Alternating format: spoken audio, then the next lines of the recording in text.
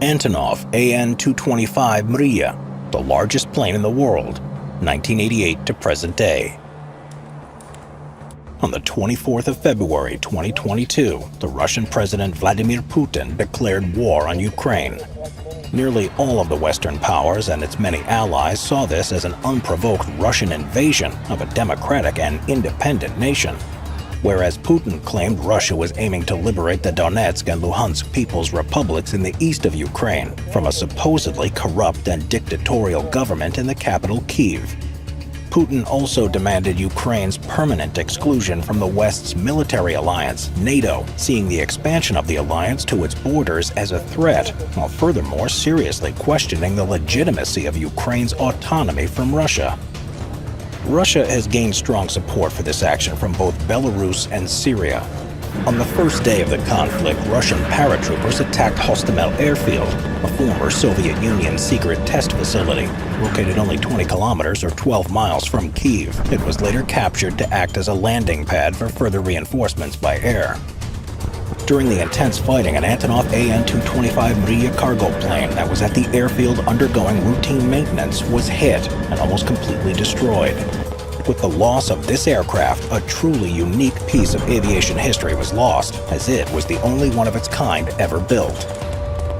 It was originally conceived in 1983 to carry the impossible at the time, to bring the Soviet Union's Buran space shuttle and core parts of the Soviet Energia rocket carrier from Moscow to Baikonur Cosmodrome in Kazakhstan. This was considered to be a cheaper alternative than to finance a freeway from Moscow to Baikonur.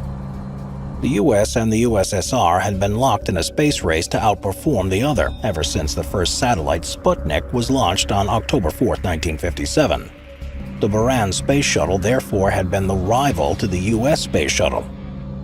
There were also plans for the Mriya's use as an airborne launch platform for space planes, such as the NPO Molniya Maks. All the Mriya would need to do is reach a height of 10 kilometers in the sky, and the aircraft on its back could use 90% less of its energy to reach space than from on the ground. In mid-1984, only after a year of planning, a basic design model for this aircraft was finalized by Soviet engineers. It was approved by chief designer Petro Balabuyev of the Antonov Design Bureau in Kyiv and was given the green light by the Soviet government in 1987. Its official name is Mriya, which means dream in Ukrainian, and is also named the AN-225 after Oleg Antonov, founder of the Antonov Design Bureau. NATO codenamed the plane as Cossack, but this name is seldom used when referring to the aircraft. The Mriya first flew on December 21, 1988, only a month after the Buran's inaugural debut. And on March 22, 1989, the Mriya broke 100 aviation records, smashing the previous maximum takeoff weight held by the Boeing 747-400 by 245,000 pounds, or 111 metric tons. In May, after conducting tests at the Baikonur Cosmodrome in Kazakhstan, the plane would fly the 2,400 kilometers back to Kyiv in 4 hours, 27 minutes, despite weighing 1.2 million pounds, or 560 metric tons, while carrying the Buran. 2 months later, it would fly for 3.5 hours to be shown off at the 38th Paris Air Show. Flown into Le Bourget in Paris, spectators were stunned not only by its Goliath size, but also because it was allowed to fly in the rain, something the US Space Shuttle orbiter would have never been permitted. With the collapse of the Soviet Union in 1991, however, the Buran Space Shuttle project would need to be abandoned, as well as any dreams of a second completed AN-225, as funding for such ambitious projects dried up. The final flight with the Mriya and the Buran would occur on April 12, 1991, to mark the 30th anniversary of the first manned flight to space by Yuri Gagarin. In 1994, the Mriya, after 339 flights and 671 hours in the air, found itself too expensive to be maintained, and was consequently grounded and partially dismantled to upgrade its predecessor, the AN-124 Ruslan. The Mriya therefore never had the opportunity to fly any parts of the Energia rocket or to launch any eager space planes into the cosmos. But a few years later, a niche emerged in the commercial market for a heavy-lift aircraft to cater for supersized and ultra-heavy cargo. As a result, in September 1999, the Antonov Design Bureau's successor and the engine manufacturer Motor Sich invested in a commercialized version of the Mriya. In May 2001, the aircraft was restored into service and was operated by Antonov Airlines. Antonov Airlines is a Ukrainian international charter airline which specializes in oversized cargo. Everything about the Mriya was huge and impressive. It was over 275 feet or 84 meters long, with a wingspan of 290 feet or 88.4 meters. This is a wingspan over double the distance of the Wright brothers' first motorized flight.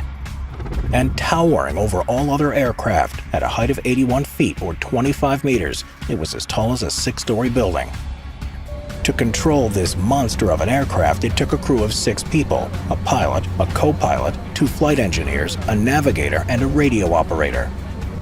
The Mriya's colossal airframe was powered by 6 enormous Progress D-18T turbofan engines, 2 more than the previous Ruslan model, each capable of producing 51,000 pounds or 24,000 kilograms of thrust.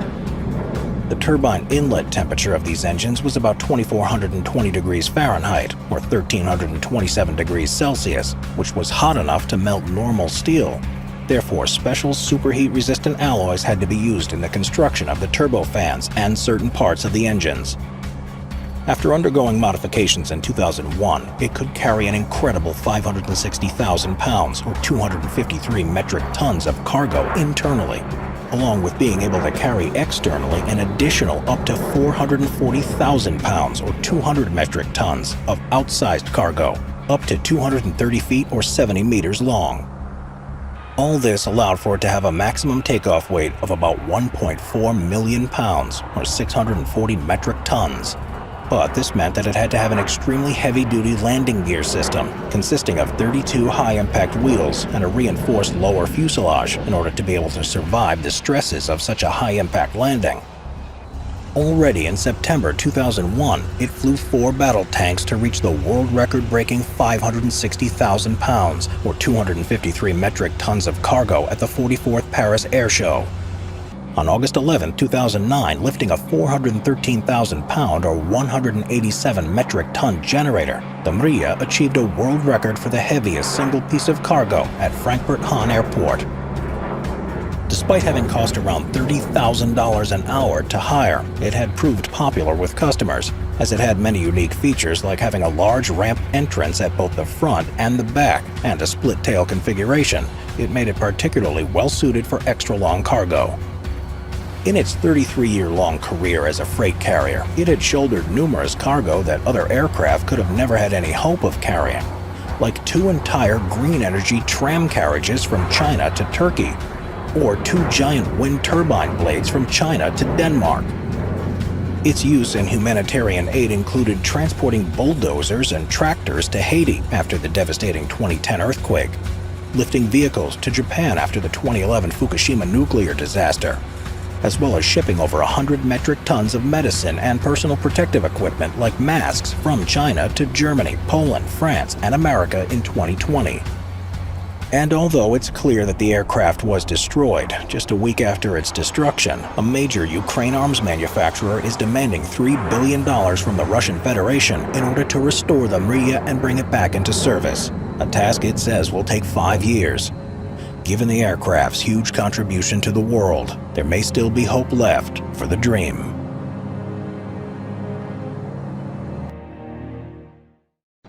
World War II guns being used in Ukraine. Relics fighting in the modern war. One could say that war never ends. For some weapons, their uses also seem to never end. Firearms produced for World War II can still be seen in today's front lines, still on par with their modern counterparts. Some of these are century-old designs, constructed for completely different warfare and conditions, yet pulled from their racks and still serving their main purposes. It's not unique, however, only to contemporary battles, campaigns, and operations to utilize old equipment. World War I saw usage of designs 40 or 50 years old. As it was anachronistic to use single-shot bolt-action rifles in World War I, it was the same as using multi-turreted tanks of the interwar period in World War II. There were instances on the battlefield where soldiers with old, worn-out assault rifles like the MP-44 were next to rocket-propelled anti-tank launchers. After World War II ended, there was simply huge stocks of various weaponry remaining. Rifles, submachine guns, anti-tank launchers, pistols, grenades, mines, bombs, all the weapons that were massively produced had to be put to storage. They wouldn't need to wait long for reuse though. The Korean War broke out in 1950, a mere 5 years after the end of World War II, only to be fully utilized again on all sides, along with the more modern ones. Later wars were no exception. During the second half of the 20th century, many wars were fought with a similar mix of World War II weapons and contemporary designs. As the technology progressed, however, so did these outdated and worn-out weapons become less visible in the ranks. Proliferation of assault rifles like the AK-47 made submachine guns and old rifles be completely pushed aside and practically useless in comparison. However, it didn't mean that those weapons would completely die away. Stocks were and still are kept. The world's superpowers still keep their old weapon stocks, for the second-line troops and as a reserve. Thousands of rifles of all calibers and types are stored away, a legacy of the Cold War arms race. After the political turmoil of Euromaidan protests in February of 2014, a war broke out in Donbass. In the twist of events, the understaffed Ukrainian army launched a so-called anti-terrorist operation in eastern Ukraine. Opposing them were the local militias supported overtly and covertly by the Russian Federation. Their initial equipment and weapons would range from helmets and baseball bats, but would be upgraded to include modern rifles, tanks, artillery rockets, and rocket launchers. One antique weapon would return to service on both sides early on, the late 19th century Mosin Nagant rifle, carried and used in Donbass by the pro-Russian separatist forces. This rifle was designed from 1882 to 1891, adopted in service in the Russian Empire, and saw service in many wars up to present day. It's a bolt-action, 5-shot internal magazine-fed rifle, chambering 7.62 by 54mm cartridges. Usually fed by a stripper clip, it has a good range and accuracy. It was made in many variants, including carbines and sniper rifles. It served well through World War I and World War II, used by all sides on the Eastern Front. It's a crude and durable weapon, capable of dealing an impressive amount of damage over long distances.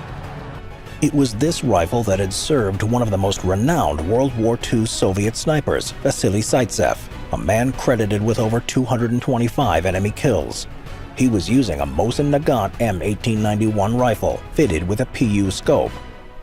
The Mosin Nagant was produced in over 37 million copies and served many armies. Even with the advancement of sniper rifles and other infantry weapons, this rifle is still a potent and dangerous adversary.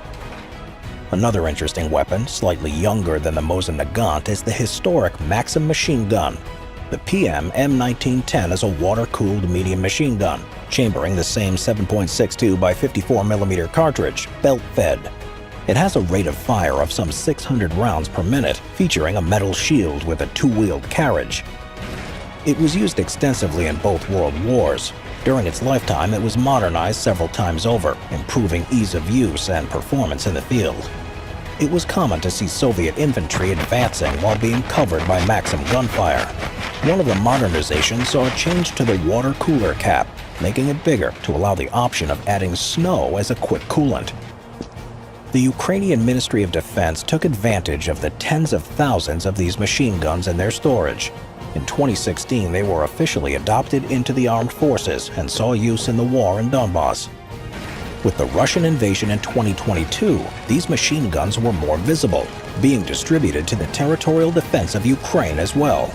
Even though the Maxim gun cannot compete with modern medium machine guns like the PKM, it's still deadly and potent, capable of providing steady and constant volleys of fire over large distances. The submachine guns were seeing their full potential during World War II. Close combat inside Stalingrad was one of the major showcases of how short weapons with a good rate of fire and large ammo count could make a difference over the cumbersome long rifles. There were entire Soviet units which, when crossing into Stalingrad, would change their rifles for submachine guns. That would increase their firepower drastically and give them a fighting edge in the battle where buildings were fought over several times in a day. The PPSH-41, the most produced submachine gun of World War II, is a magazine-fed stamped steel weapon designed to be simple, cheap, and effective. It saw extensive use in the Soviet Army and in some conflicts after World War II. It can be fed with a stick magazine of 35 rounds or a drum magazine, which has a capacity of 71 rounds. It uses 7.62 by 25 mm Tokarev cartridges. It was so effective and efficient that the captured firearms were enviously kept by the German soldiers. Due to the high rate of fire and large ammo capacity, it could produce fire suppressions and superiority in shorter ranges. The PPSH-41 would see extended service in the Korean and U.S.-Vietnam War. Other smaller conflicts would also see this weapon utilized. Many warehouses of the Eastern Bloc still have them, oiled and stored, should the situation arise. When the separatist militias in eastern Ukraine started to arm themselves, one could spot PPSH-41s among the soldiers. Either for propaganda purposes or for actual combat, this weapon still shines, 80 years after being introduced into the service. It's disputable how efficient this weapon can be nowadays. The previous common ranges for urban combat of only a couple dozen meters between troops in World War II have been largely replaced by a ranged combat of up to 300 meters in modern warfare. Assault rifles have mostly pushed out submachine guns, having stronger, more accurate, and deadly calibers. Additionally, assault rifles have so proliferated that it's now much easier to obtain one than an out-of-date submachine gun. Nevertheless, it doesn't mean that World War II submachine guns are not needed anymore. On the contrary, the younger brother of the PPSH-41, another submachine gun created by Alexei Sodayev in 1943, also saw service in Donbass. This submachine gun, named the PPS, was designed to provide simple and effective personal defense weapons for gun and vehicle crews, reconnaissance and support units. It used the same 7.62 by 25 mm Tokarev cartridge as the PPSH-41 in a 35-round detachable box magazine. This weapon was crude, easy to produce, and was produced in millions of copies. Its advantage over the PPSH-41 was its foldable stock, which made it easier to use in cramped compartments of vehicles as well as trench warfare. Although it didn't fully replace the PPSH-41, but rather complemented it, it would see service in the later wars and conflicts, just like its older brother, as it was more reliable, had a pistol grip, and generally it was easier to use. Overall, it was a practical, functional, and cost-effective weapon. Some separatist forces in eastern Ukraine manned the barricades in Donbass, although the actual use and efficiency is doubtful, given ranges at which combat is taking place and the general advantage of assault rifles and other modern weapons.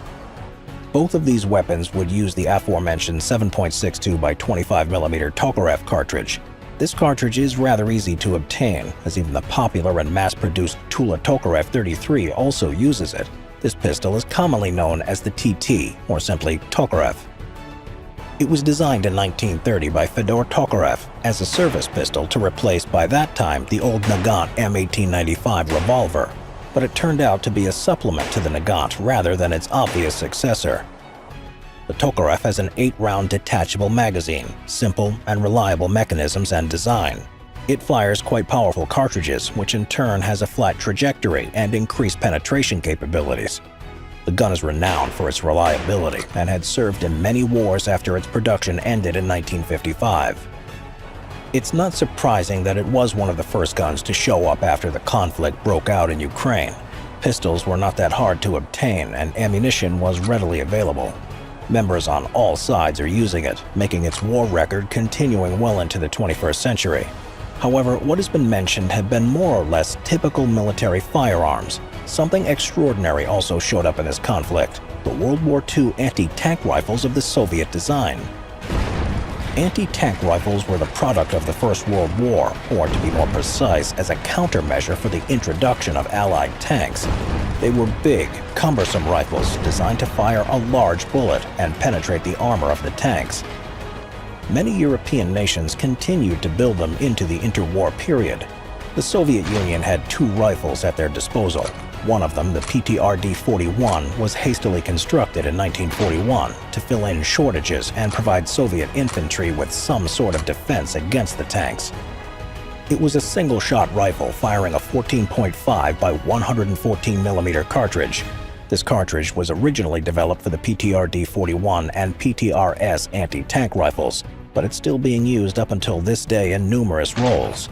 Back in 1941, it was more than capable of defeating the side armor of lighter German tanks, self-propelled guns, and half-tracks in the early stages of the German invasion. Moreover, it could potentially tear apart tank tracks and damage tank optics and other equipment. Used against enemy personnel, it was also very potent, as the rifle could deal significant damage to people, as well as soft-skinned vehicles and buildings. After the end of World War II, the rifles were phased out and used in limited amounts in several later conflicts.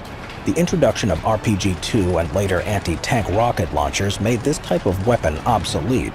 It was too big, too heavy, made too much noise, and other vehicles and weapons could fire the same cartridge in bigger and more accurate salvos. But its story didn't end there. In Donbass, there were instances, especially early in the war, where militia members would use this weapon against Ukrainian troops and equipment. This was despite the fact that the rifle itself is some 80 years old.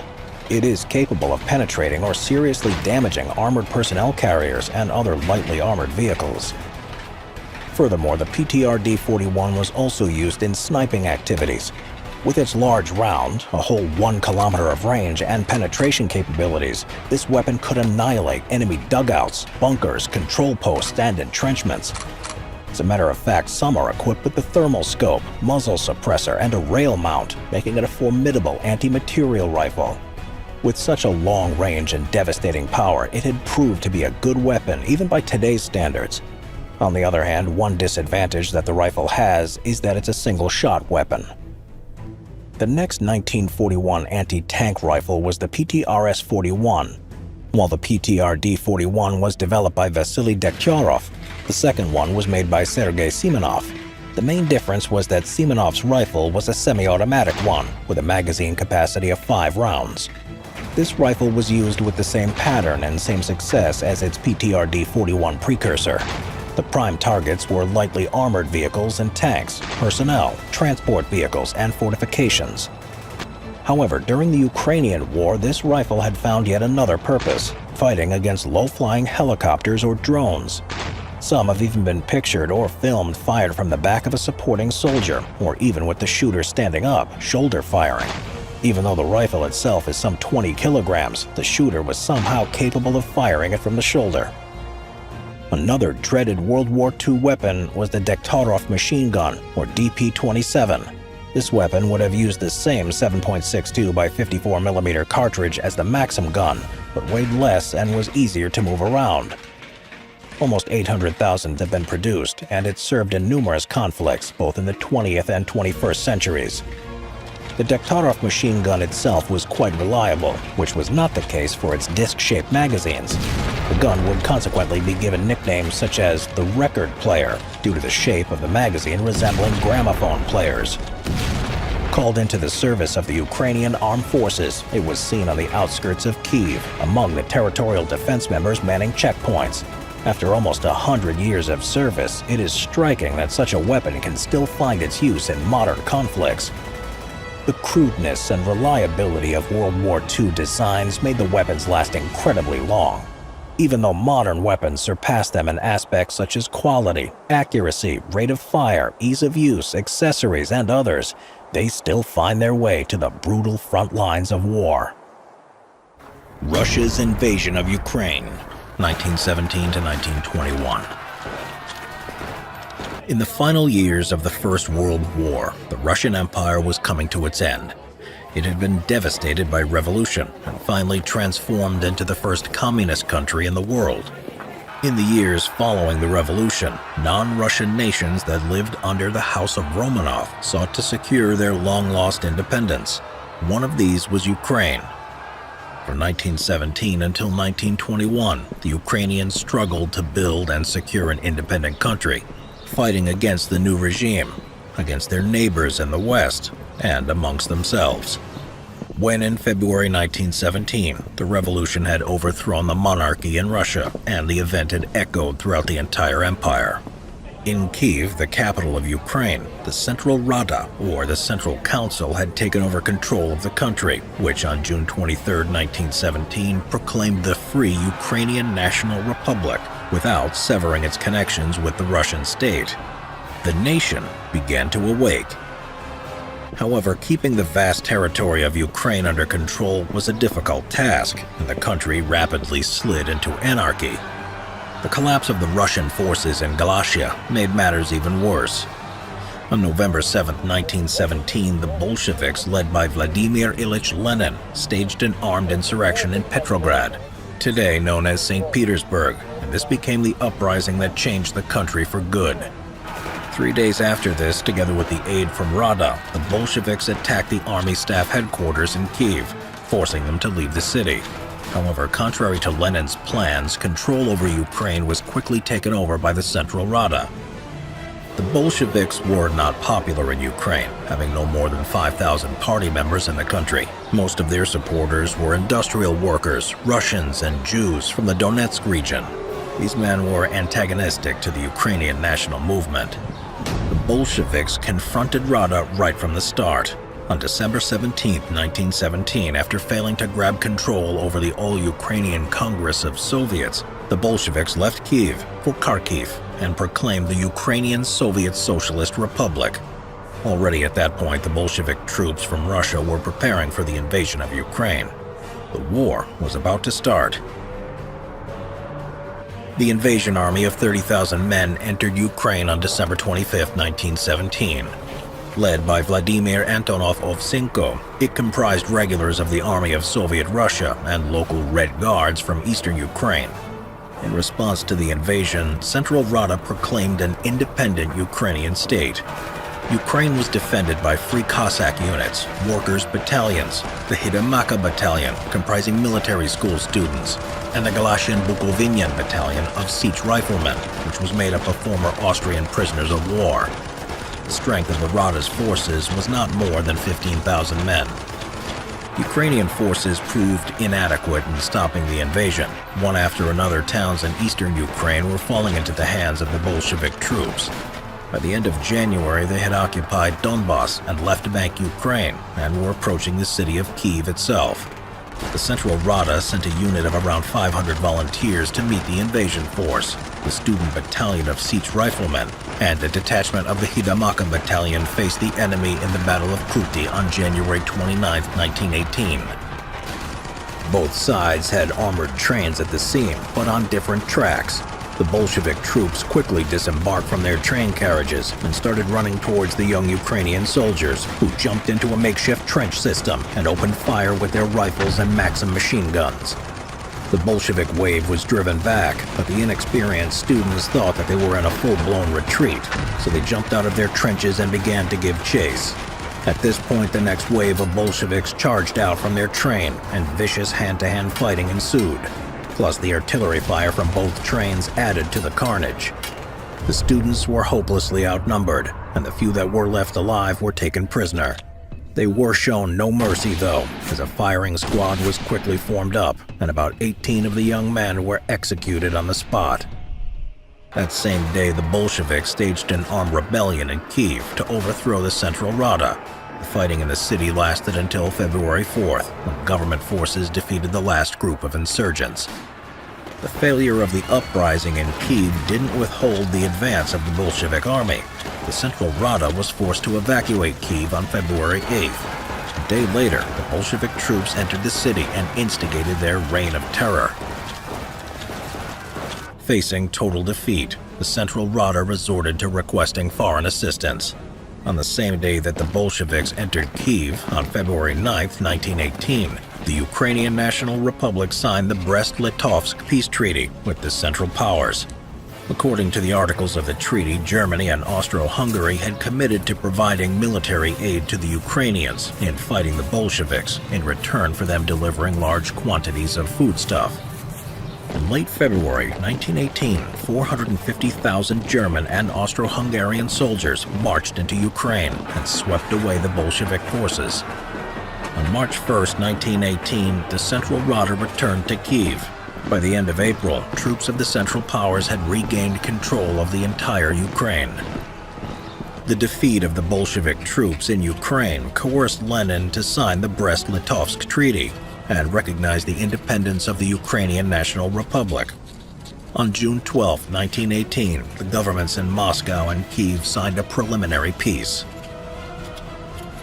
The peace with Russia brought no stability to Ukraine, though. The Germans overthrew the Central Rada and installed a Hetman government to secure a better foodstuff supply. Until November 1918 and the capitulation of the Central Powers, the Germans were controlling Ukraine. On December 14, 1918, they left Kyiv, and a new government came into power, the Directory of the Ukrainian National Republic. On January 22, 1919, the Ukrainian National Republic proclaimed the union with the Western Ukrainian National Republic, the Ukrainian ethnic territory of the former Austria-Hungary. Formerly one country, the Ukrainian National Republic and the Western Ukrainian National Republic were actually two separate states with their own governments and armies. After the Germans withdrew, Ukraine fell into a state of complete anarchy. 6 different armies operated in the territory during 1919. The Army of the Ukrainian National Republic, the Ukrainian Galician Army, Soviet Russia's Red Army, a Russian anti-communist coalition, the White Army, Polish troops, the Entente troops, and the anarchist units. Taking advantage of the chaotic situation in the country, Moscow launched a new offensive against Ukraine in December 1918. Kyiv responded with a declaration of war on the Russian Soviet Republic.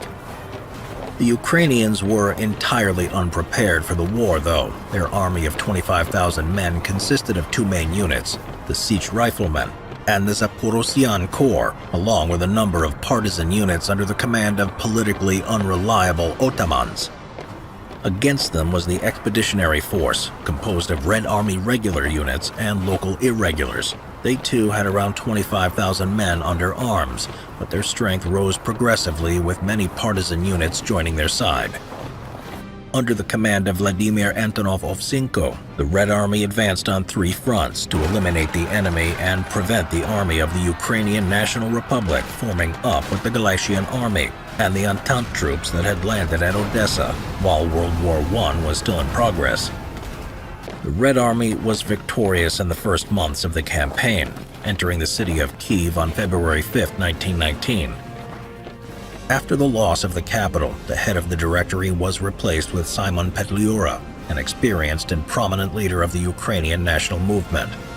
Under his leadership, the army of the UNR launched a counteroffensive in March 1919, pushing the Red Army units back almost to Kyiv. During the spring and summer of 1919, the Ukrainians and Russians fought vigorously in eastern Ukraine, while the Galician Army was fighting the invading Polish army in the west. 2 allied armies, the Army of the UNR and the Galician Army, joined forces in 1919, forming a combined Ukrainian force of nearly 85,000 regulars and 15,000 partisans. This mighty force was able to deal with the Red Army units and even entered Kyiv on August 31st. In the country's capital, the joint Ukrainian army confronted the Volunteer Army of the Whites, which led to the UNR declaring war on them. The autumn of 1919 was not good for the Ukrainians, though, as the situation was aggravated by an outbreak of typhus, which by October 1919 had decimated both the army of the UNR and the Galician Army. The 2 allied armies began to split on the question of their relationship with the White Movement. The Galicians signed a separate peace treaty with them on November 6, 1919, leaving the army of the UNR to fight against the Red Army, the Poles, and the White Movement by themselves. In the given circumstances, starting from December 4, 1919, the army of the UNR decided to abandon their regular military operations and switch to irregular warfare instead. During the first winter campaign from December 6, 1919 to May 6, 1920, the Ukrainian irregulars fought the Soviet 14th Army units over the entire territory of Ukraine.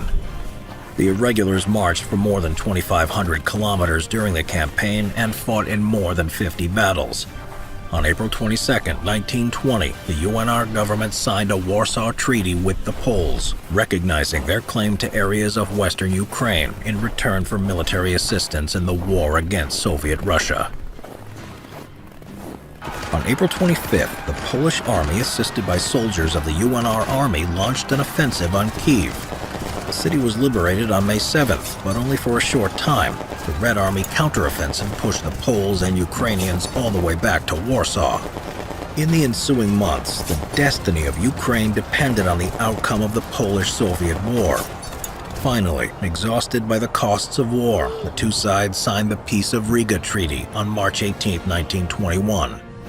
A border between the two countries was established, with western Ukraine going to Poland. The eastern part of the country became the Ukrainian Socialist Soviet Republic. The remnants of the UNR army continued to fight the Soviets. Their plan to launch an all-out attack against Soviet troops in Ukraine were interrupted by the Red Army offensive on November 10th. After 11 days of bitter fighting, the Ukrainians were pushed back into Polish-controlled Galicia.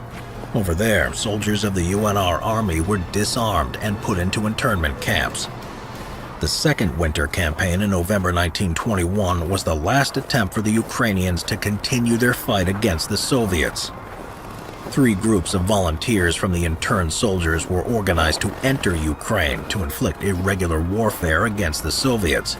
They were poorly armed and equipped, but eager to fight, and morale was high. Their effort was futile, though.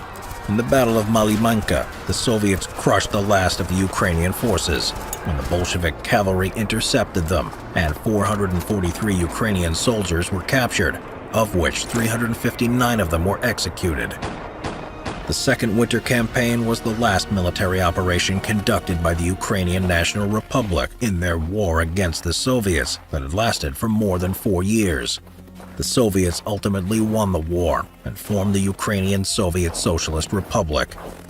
On December 28, 1922, the Republic became one of the founding members of the Union of Soviet Socialist Republics.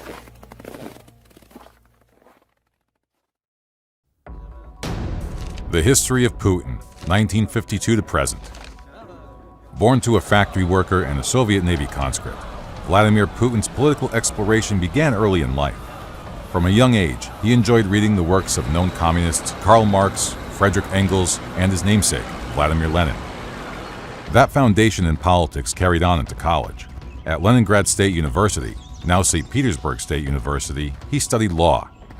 It was in college that he was first integrated into the Communist Party of the Soviet Union, a requirement of the time. He would remain in the party until the collapse of the Soviet Union in 1991. It was at university that Putin also connected with someone who he would have ongoing relations with for quite some time, Anatoly Sobchak. Sobchak would go on to co-author the Russian Constitution and contribute massively to Putin's rising career in politics. In 1975, just 23 years old, Putin hit the first major milestone of his life, joining the KGB. Throughout a 16-year career that kick-started his ongoing meteoric rise, Putin served in many capacities. He started in counterintelligence before being transferred to the monitoring of foreign dignitaries. After transferring to KGB headquarters in Moscow, Putin received his first mission going undercover. From 1985 to 1990, he was stationed in Dresden, East Germany, where he retained the cover of a translator. His time in Dresden was met with mixed results. Many intelligence experts, both now and then, assessed that the mass of press clippings he and his colleagues compiled amounted to absolutely nothing.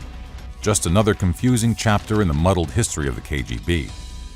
German intelligence officers and KGB colleagues alike downplayed Putin's activity, though it has since been claimed that this was done on purpose to cover for Putin's successes in support of the Red Army. Putin had integrated himself so well into East Germany, however, that he had to resign from the KGB in 1991 under suspicion of his loyalty, after which he returned to Leningrad, again linking up with Anatoly Sobchak, now mayor of the city, therefore beginning the second and shortest phase of his life, local politics. Here he served as an advisor to Sobchak, and various sources indicate that Putin may have worked as a taxi driver as well, to make a little extra money on the side. However, as always seems to be the case with Putin, a promotion was never far away, and he became the head of the Committee for External Relations. His role there was to promote international business ventures. That's when the first signs of corruption took root.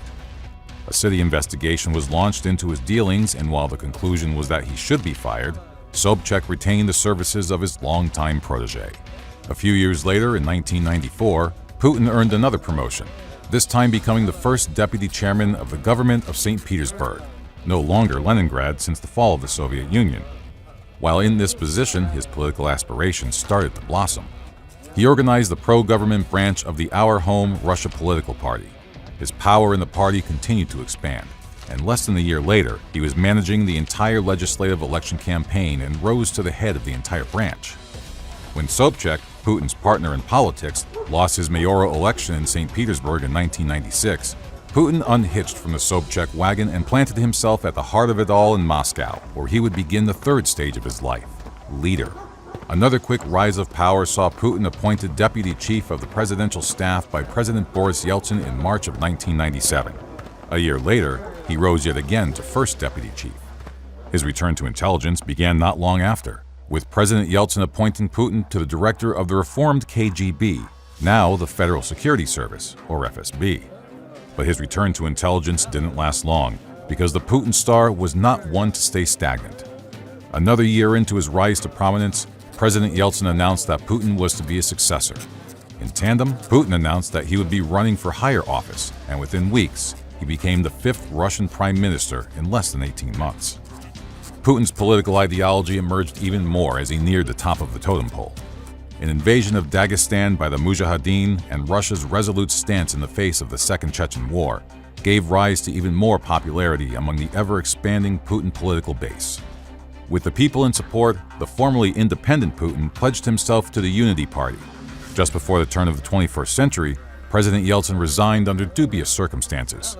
Putin took his place, and as his first act as the president of Russia, he dropped all corruption charges that might have found their way to Yeltsin or his family. Despite this act, a series of criminal investigations circulated, some of which pegged Putin as a suspect, but all were dropped before they could take root. With all signs of corruption buried, Putin won his first presidential election with 53% of the vote in March of 2000. He used his first term to work towards the reconstruction of the impoverished, while simultaneously winning the complete support of the Russian oligarchs, former Soviet businessmen, rich off their spoils of their country, thus securing Putin's base of power. He suppressed all rebellions in Chechnya as it integrated back into Russia, and easily secured his second presidential term in 2004, earning 71% of the vote. Despite continued involvement in numerous bloody conflicts, conditions continued to improve in Russia, with life expectancy and GDP on the rise, as well as improvements to healthcare, housing, agriculture, and education. An independent media, free of state influence, was supposedly established as well. But in 2006, reporter Anna Politkovskaya was shot and killed on Putin's birthday. She had recently received international recognition for her exposure of supposed corruption in the Russian army. As Putin's power continued to grow, he prepared for what was to come at the end of his second term. Like the United States, the Russian Constitution prevented a third consecutive term, prompting the hatching of a plan to keep power. When Dmitry Medvedev won the 2008 election, he quickly appointed Putin as his prime minister, where he kept a watchful eye over the Russia he was building. Despite massive protests against fraud in the run-up to the 2012 election, Putin won quite easily yet again, rising to his third term. It didn't take long for former President Medvedev to admit that this was the plan all along to get Putin back into power. Putin's ongoing conflict with Ukraine raged in 2014 with a series of incursions while the Ukrainian political situation was in a state of disarray. Meanwhile, Putin passed referendums adding Crimea back to Russia as he slowly reassembled pieces of the dissolved Soviet Union.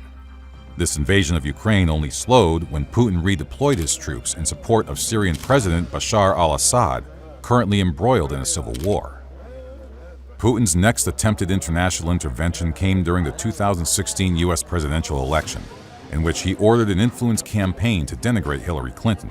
While Putin never overtly agreed that he had engaged in election interference, he did admit that it was theoretically possible he did, while also saying that if it wasn't Russia, it might have been Ukrainians, the Tatars, or Jews with Russian citizenship. In 2018 came Putin's fourth presidential election, with a record 76% of the vote. After once again attempting interference in the U.S. 2020 election, Putin's next venture was revamping his invasion of Ukraine in 2022, declaring it a special military operation to so-called denazify Ukraine. It was a movement that has led to persistent frustrations, with Russia unsuccessfully attempting to occupy its neighboring nation, while garnering a slew of global sanctions from the EU and the G7. Soviet BTRs. In the late stages of World War II, the Soviets began to practice a doctrine of tank descente. This tactic emphasized the joint action of light infantry with tanks. Since the infantry had no means to follow the rapidly advancing armored troops, soldiers were carried into battle on top of tanks. They would get off the tanks only before the actual fighting took place. Lessons learned in the war helped the Soviets start their own Armored Personnel Carrier, or APC, development program after the war ended. German SDKFZ 251s and American M3 half-tracks were used as a reference for the creation of the first Soviet post-war APCs, the BTR-152 and BTR-40. However, in the mid-1950s, the requirement of modern warfare and the transformation of mechanized divisions into motor rifle divisions called for the creation of new transport vehicles. Thus, a new family of 8-wheeled armored personnel carriers were born, the BTRs. For more than 6 decades, 4 generations of BTRs and thousands of vehicles have been in service and are still roaming the battlefields. BTR-60. The first in the line of BTRs was the model BTR-60. Its design served as a model for all future generations of the vehicle. Later versions had features added or modified, but in essence it was the same type of vehicle. BTR-60 was built in the winter of 1956 under the requirements of the Soviet Ministry of Defense. The Soviet Army leaders were looking for an amphibious 8-wheel, all-wheel drive vehicle with formidable cross-country ability, at least 2 turnable axles, and independent suspension. The task was given to several factories, one of them being the famous Gaz, which eventually won the contract. Even though Gaz's design was not the best, they beat their competitors through emphasis of simplicity and affordability. The Soviets needed new armored vehicles as soon as possible and didn't want to risk production halts. After it passed state trials, Gaz's design officially entered service as BTR-60.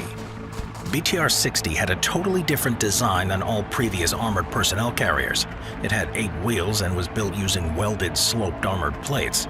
The driver and commander were positioned at the front, while the troop compartment was behind them. Unusually, the engine compartment was placed at the rear of the vehicle. Surprisingly, the first version of the vehicle, the BTR-60P, had a roofless troop compartment, an essential feature of modern APCs. However, starting from 1963 and the version BTR-60PA, vehicles received armored roofs.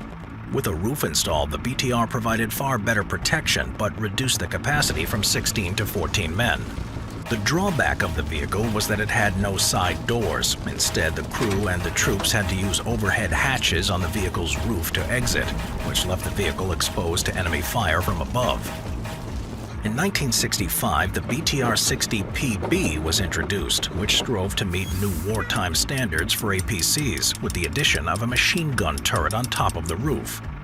With the introduction of a turret, the crew was forced to accommodate a gunner position, which limited the number of soldiers in the compartment area to 8. The BTR-60 was powered by 2 90-horsepower, 67-kilowatt, 6-cylinder gas engines that allowed a maximum speed of 50 miles an hour, or about 80 kilometers an hour on the road. One engine powered the first and third axle, while the other powered the second and the fourth axle. This way, if one of the engines failed, the vehicle could continue running at a reduced speed. Being a fully amphibious vehicle, the BTR-60 could safely move troops across bodies of water. Before entering the water, a rear 2-wing lid opened to reveal a water jet, which could propel the vehicle up to 6.2 miles per hour, or about 10 kilometers an hour. A trim vane was also erected at the front to prevent water from flooding over the bow. The BTR-60 was produced from 1960 to 1976 and saw extensive use in countries such as Afghanistan, Cuba, Egypt, Iran, and Ukraine well into the 21st century. It showed several drawbacks, however, one being the armor thickness ranged from 5mm to 9mm, and as such provided good protection against assault rifles from any distance and machine guns at a more considerable distance. but it was ultimately unsatisfactory to withstand the impact of RPG rounds, which were becoming more common. The engine also suffered from a hot climate. The turret elevation of only 30 degrees was a problem because it didn't allow the gunner to engage the enemy attacking from higher ground. By the beginning of the 1980s, most BTR-60s were replaced with newer generation BTR-70s and BTR-80s. Those that remained were sent to border units and exported to third world countries. BTR-70. In 1971, GAZ engineers began developing the BTR-70, the next generation of armored transporters. To improve combat capabilities, the BTR-70 was designed to overcome the drawbacks of its predecessor. To begin, the internal seat arrangements were modified. A seating bench for 6 soldiers was positioned along the middle of the compartment.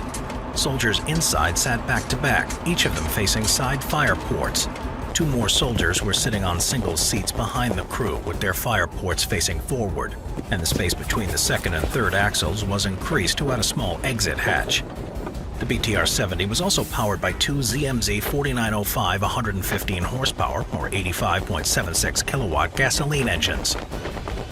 Like its predecessor, the BTR-70 was widely used in Afghanistan, showing the same weaknesses. Most notably, though, this vehicle can still be seen on the battlefields in the war in Donbass and the Russian-Ukraine war. BTR-80. With the BTR-70 showing repeated poor performances in Afghanistan, the Soviets undertook a further evolution of the BTR vehicles, the BTR-80 in 1984. There were 4 main differences between it and the BTR-70, the first being the engine. Instead of twin gasoline engines, the new BTR-80 had a single 260 horsepower or 194 kilowatt turbo V8 diesel engine that called for a new arrangement at the rear of the vehicle. Additionally, because of the engine's position, the water jet box had to be removed. Instead, the BTR-80 had 2 external water jets fitted on the sides of the hull. The third difference was the improved turret. GAZ designers increased the elevation of the turret to 60 degrees. This way, the gunner was allowed to engage an enemy at higher ground and even provide anti-aircraft fire. The new turret also had 6 smoke grenade mortars installed at the rear. Finally, the BTR-80 had 2 side hatches installed to evacuate the soldiers at the troop compartment. The hatch consisted of 2 parts. The upper part was opening forward, providing protection from enemy fire, while the lower part was opening downward to form a ramp. Since 1984, more than 5,000 vehicles have been built. The model is still in the arsenal of the Russian Army and armed forces of former Soviet republics. In 2013, the Russian military industry started the production of a BTR-82A version, equipped with a more powerful 30mm 2A72 automatic gun that can fire armor-piercing tracer APT projectiles, high-explosive fragmentation incendiary HEFI, and high-explosive tracer HET ammunition. The new version was powered by a Kamaz 740 14300 turbo diesel engine, which generates 300 horsepower. For better ballistic protection, BTR-82A's armor was coated with Kevlar laminated synthetic materials. The Russian Army uses both versions in the current war against Ukraine, while the Ukrainian Army only has the earlier version in its armament. BTR-90. The fourth and the last generation of BTRs, the BTR-90, was first introduced in 1994. With a significantly larger hull, this version could accommodate 10 soldiers in the compartment area, 2 more than previous versions. The inner layout is the same as in prior models, with the new turbocharged, liquid-cooled, multi-fuel diesel engine positioned at the rear. BTR-90 has a whole new turret taken from the BMP-2 infantry fighting vehicle. The turret is armed with a 30mm Shupanov 2A42 gun, a 7.62mm PKT machine gun, and a 9M113 Konkurs anti-tank guided missile launcher. In addition, the turret can be adapted to use a more advanced 9M133 Kornet anti-tank guided missile launcher. Armored protection of the BTR-90 is also improved and can withstand shots from 14.5mm rounds. Furthermore, there is a possibility to increase the protection by adding explosive reactive armor panels. Currently, the BTR-90 is not in the service of the Russian armed forces, and the model is intended for export only, having been overshadowed by the BTR-82. Army of the Ukrainian National Republic. Soviet-Ukrainian War, 1917 to 1921. In 1917, the Russian Empire was drawing to an end. Shaken by the political turmoil in the country and the burden of war, Russia was on its knees. At the same time, though, Ukraine, one of the largest provinces of the empire, was on the verge of fulfilling its long-lasting dream, independence. Throughout their history, Ukrainians had never been independent, as they had been ruled over by Russia, Poland, Lithuania, and Austro-Hungary. When the First World War started, Ukraine was partitioned by the Russians and Austro-Hungarians, with a larger part belonging to the Russian Empire. In February 1917, the revolutionaries overthrew the Russian monarchy and created a vacuum of power in Russia. The Ukrainians grabbed this opportunity and formed the Central Council, Rada, to proclaim the Free Ukrainian National Republic within Russia. This council acted as the government of Ukraine and was tasked with forming the governing bodies in the country and establishing control over the whole of Ukraine. Their most important tool in achieving these goals was having control of the military. The process of creating the armed forces of the Ukrainian Republic was conducted by the General Military Committee. At the time, many Ukrainians were still on active duty, fighting in the trenches on the Eastern and Caucasus fronts.